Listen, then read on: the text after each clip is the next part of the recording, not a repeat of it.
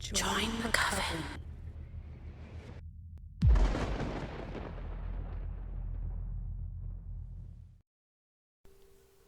I Hunt Reverse Vampires. A story written by Cecily 1987. Part 1. Yeah, you read the title right. I hunt vampires, but not quite the ones you're thinking of. Yes, they're undead. They feast on the blood of humans and use their appeal to lure in hapless victims. But that is where it all stops. For the most part. The best way to describe them is reverse vampires. All the lore you know was created as misinformation by the many high-ranking clans. They taught us to expect the exact opposite from what they truly are, but they are still vain jerks. So they leave hints to their true nature, if you know how to spot it. I could read all of their qualities and behaviors out to you like a textbook, but I want you to actually listen and not fall asleep. So I'll tell you a little story. How I first came across their accursed kind. How my life was changed forever. I grew up in a small town in Idaho. Like, very small. Less than 1,000 people. Most of the people who lived there were farmers. My father was a corn farmer, and me and my twin brother were his ranch hands. We were only 16 at the time, and were homeschooled and naive. At least my pops gave us the weekend off from farming and studying. Being in a tight-knit community meant everybody knew everybody.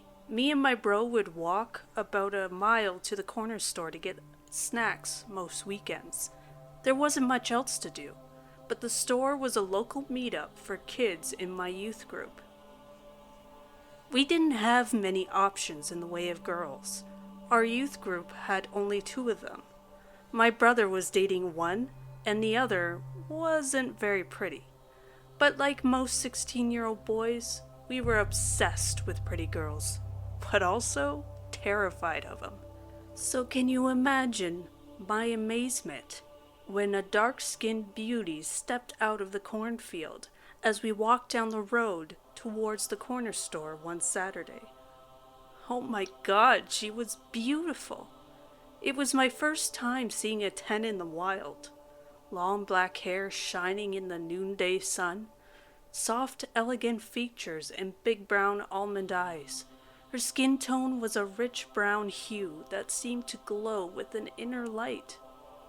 She wore a thin, light-colored summer dress, showing off her prominent curves. I only saw her for a second, but I already had a clear mental picture of her in my head. She stood about 15 yards from me at the edge of the cornfield. She smiled a beautiful smile and turned to disappear into the corn. I stopped, dumbstruck. My brother had been walking beside me, looking down at his phone while complaining about his girlfriend. When he noticed I stopped, he turned around to look at me. "Did you see her?" I spoke with amazement.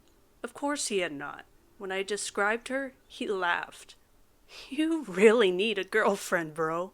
You're so pent up, your mind is making one up for you now." I must have looked like an idiot running back and forth down the edge line of the cornfield, trying to catch a glimpse of her. I only stopped because my brother started filming me with his phone, narrating the whole thing for his girlfriend.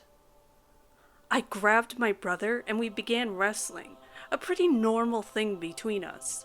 The only reason our fight was cut short was because a beat-up blue Ford pickup came rolling by. I almost had my bro pinned when I noticed it. It had come to a stop by us and just sat, idling loudly.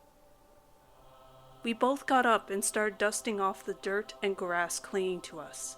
The tint on the windows was almost pitch black, so I couldn't see inside. "We're okay.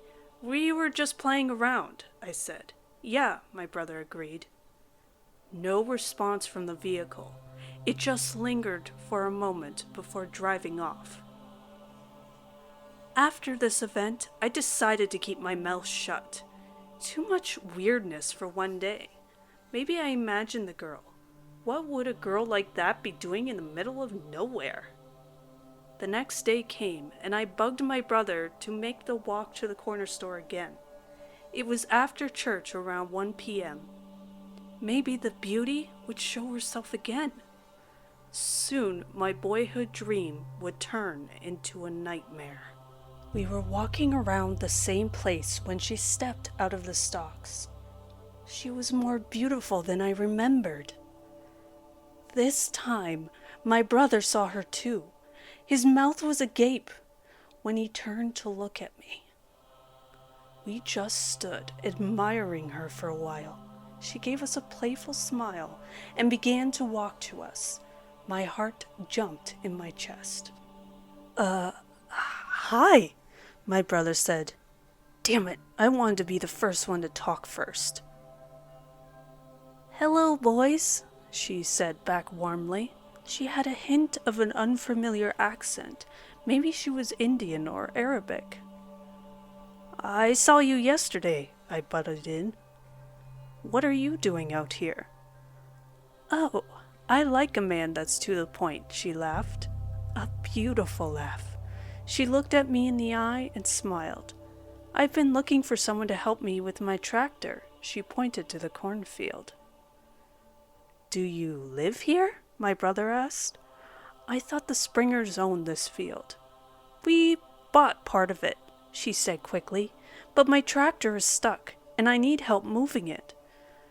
Do you two know anything about tractors? I mean, a little, I said. Truth is, I would have admitted to anything to be closer to her. Oh, good, she said as she stepped forward to take my hands into her own. I felt heat begin to rise in my cheeks. Will you come? I nodded my head vigorously, but my bro looked a little trepidatious. Maybe he was the smarter one.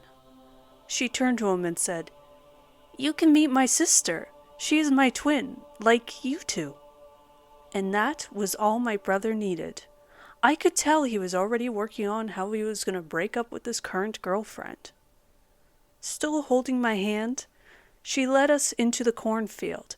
She picked up the pace and almost pulled me forward. We walked further and further into the field. My brother begins to wonder out loud where we are going. Almost there, she says. I can feel them getting closer. That comment should have raised some flags, but I was thinking with the wrong head. We finally broke through the large, circular clearing. The stalks had been all flattened down, reminiscent of a crop circle. There was no tractor I could see, but there were 3 people standing in the center of the clearing. They all wore white clothes, hands spread and looking up at the sky. All 3 were dark-skinned and beautiful like the girl. The girl, holding my hand, turned and smiled at me again. Come meet my family, she said as she pulled me closer to them. There in sister, and another girl with a dark tan and bleach blonde hair. In the middle stood a tall, dark, statuesque man with a close-cut beard, voluminous, flowing hair, and prominent muscles. His shirt was open to show his chiseled chest. She took me right up to him. I was intimidated by the tall, handsome man. He had an aura of power about him. If he was the girl's boyfriend, I could never compete. He stood quietly with his eyes closed, letting the sun warm his face and body. I looked back and forth at all 3 of them, with their hands outstretched, facing the sun. What are they doing? I asked. They are basking, the girl responded, communing with the sun god. Her smile had turned from friendly to something else? Teasing, maybe? Are y'all some sort of hippie cult? came my brother's voice from behind me. A dark look shot across her perfect face before returning to the reassuring grin. "Come here and meet my sister," she said, and beckoned my brother closer. She turned and spoke quietly to the tall man. "Armand, I've brought tributes." His eyelids fluttered, and he opened them to slowly look down at us. His eyes were a brilliant green, and he held a quiet intensity. His stare made my heart race quicker than the girl's did. I felt the need to make this man like me. "You did good, Joyty," he said to the girl. She smiled and looked away in embarrassment. "Sisters, awaken for the gifts Joyty has brought us," he announced. The two females opened their eyes and looked at us. The blonde let out a laugh of surprise, and the twin began to flow towards my brother. My brother's face reddened as the alluring woman walked around him, inspecting him. "So, do you need help with the tractor?" my brother said, looking back at the man. "Both of you will be quiet now," Armand said. I completely agreed with him. I wouldn't talk unless he said I could. My brother quieted also. We both waited for him to tell us what to do. He looked to the girl Joyty and asked, "Which one do you want to keep?" She bit her lip and pointed at me. I had never felt so grateful in all my life. I would do anything for her and him. My only regret was my brother had not been chosen to be part of whatever they had planned. The man sighed and motioned for my brother to step forward. "Come," he commanded gently. My brother walked up to stand beside me. The three women surrounded him. I heard a soft moan come from one of them. The man turned on me and leaned in, his green eyes blazing. He said with a clear smirk, "Whatever happens, you won't move." I froze in place. I stilled myself with all my heart. I knew I would never disobey him. "But you," he turned to my brother, "you may fight if you want." "What?" my brother said, his last words. The tall man shot out with his hand and cut my brother's cheek. 3 lines of crimson blood began to form on his face. All my brother had time to do was reach up to his cheek and give me a look of horror. In an instant, the two twins bit into either side of his neck. The blonde attacked him from the front, lashing out to bite his nose. He screamed as they dragged him to the ground. I saw all of this from the corner of my vision. I screamed with my brother, but I didn't move. I could hear ripping and moaning as my brother's screams turned to helpless gurgling. Then, nothing. I was breathing rapidly and tearing up. My twin brother was surely dead, but I couldn't turn my head to look. Armand smiled cruelly and said, "You may look, child." And I did. My brother lay with his eyes open, frozen in the death mask of horror. His nose was missing, and giant chunks had been taken out of his neck. He was covered with his own blood. The 3 women were fervently sucking and licking the blood off of him like hungry leeches. I began screaming at this point. I was terrified, heartbroken, and angry. Angry at these bloodsuckers, and at myself for not doing anything. I wanted to run. I wanted to hide. I wanted to fight. The beautiful woman looked up at me. My brother's blood smeared across her face. At this moment, I hated her. Her beauty no longer wooed me. I could see the monster she was. "You witch!" I growled at her. "None of that," Armand said. "Look over here, boy." My head shot back to look into his green eyes. A look crossed his face. At first I thought it was pity. Then I realized he was cringing at the sight of me. "I don't know what Joyty sees in you, but she's the reason you're not dead like your idiot brother. Amon scooted closer and put his arm around my shoulder. His breath smelled like rancid roadkill. Thing is, we need to grow our nest back to full strength. The cattle killed 4 of my followers back in El Paso. You get to be the new guy at the bottom of the totem pole. I'm sure the girls will have a lot of fun with you. He ended his sentence with a hard slap to my butt. Maybe I'll join in too. That's when something began to change in me. All the sadness left me and was replaced with a white-hot rage. Amon stepped back and Joyty swooned in front of me. She was speaking sweetly to me and telling me how I could be changed into something new. I didn't care. I was seeing red. I felt myself beginning to move. I launched forward past Joyty and swung wide with my right arm. I saw a flash of surprise in his green eyes as my fist made hard contact.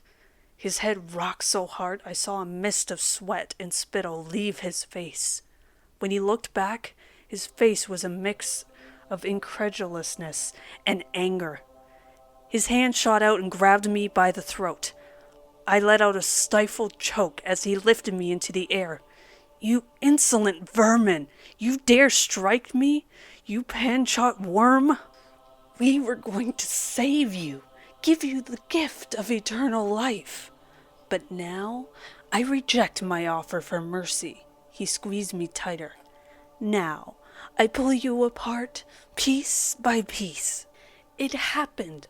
All at once, Amon's body shook violently, and an incredible boom ripped through the air. My ears rang, and birds took flight all around the clearing. I felt heat as Amon's chest erupted into flames. He screamed and looked to the side. Another blast, and I fell to the ground. Fire all around me. That's when I realized Amon's severed hand was still around my throat, and on fire.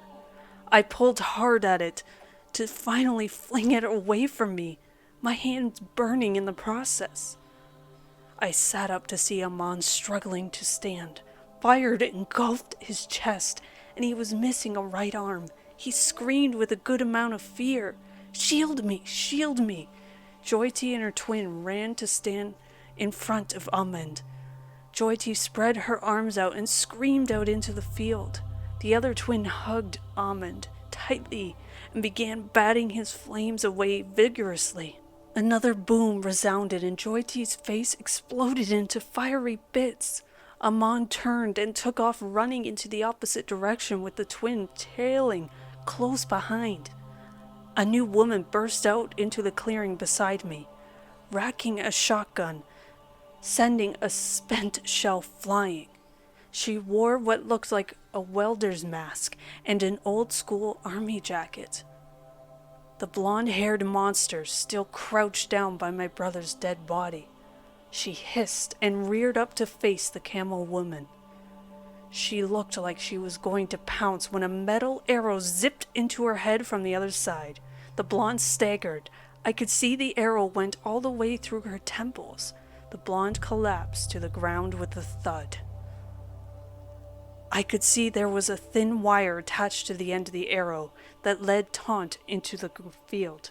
The line slackened and another camouflaged girl came out while reeling in the wire, a crossbow hanging from the strap around her chest. "Finish the blonde, then help the kid," the first camel woman ordered before sprinting off in the direction of Almond. The crossbow girl had a balaclava on and big aviator shades. She walked quickly over to the downed blonde and looped the razor wire around her neck a couple times. She put her foot on the blonde's head and pushed down while pulling up on the wire with both hands. The way she had it gripped, she could pull back and forth, with both hands using the razor line to cut through the blonde's neck and bones. The blonde began to jerk and growl, even though there was an arrow stuck through her head. In less than 30 seconds, the head snapped off to roll across the clearing. Crossbow girl stumbled back and let out an accomplished sigh. I almost felt sorry for the blonde. crossbow girl walked over to me and removed her balaclava and aviators. She was a young girl with brown eyes and hundreds of freckles, but her eyes and face was stone cold. "Sup," she said as she offered me a hand. The girl escorted me out of the cornfield. She kept talking on a walkie with another woman who pursued Almond. When we got back to the road, the beat-up Ford was there from the other day. I was sitting in the back seat as the girl gave me a water and began digging around in the bed of the truck. The inside of the truck was filled with fast food wrappers, stray bullets, and maps. "Mom lost his trail and is doubling back," the girl said suddenly, reappearing beside me. "She will collect your brother's remains when she gets back." "Sorry about that, by the way." I turned to stare blankly at her. So, they were mother and daughter? They went around shooting killer hippies with flaming shotguns, shells, and crossbows? You're in shock. I crushed up a clonopin in your water, so drink up. I blinked. Who are you? What are they? Just what is... I trailed off. She put her hand on my shoulder. I winced as I remembered Almond doing the same thing. She got close and her breath smelled like spearmint instead of rot. "We are hunters. Those were vampires. Ma will tell you more when she gets back. Drink your water." The rest of the day was a blur. Hot sun beat down on my cold sweat. But Ma did come back, and she was more abrasive than her daughter. She told me pretty much what I had told you at the beginning. These were vampires. Not the night-dwelling emo kind, but the sun-baked hippie kind. They basked in the sun to charge their bodies and stay alive, but all that sun dehydrates, so they need blood. She told me their totem isn't a bat, it's Ra, the sun god. Legend says the first vampires were his children. They have preyed upon us for millennia, literally doing it in broad daylight. She said my brother wasn't turned, so he could get a proper burial back at my farm. She did tell me that they would have to make a cover story about what happened here. When I asked why, she said many vampire clans work to remain secret from the world.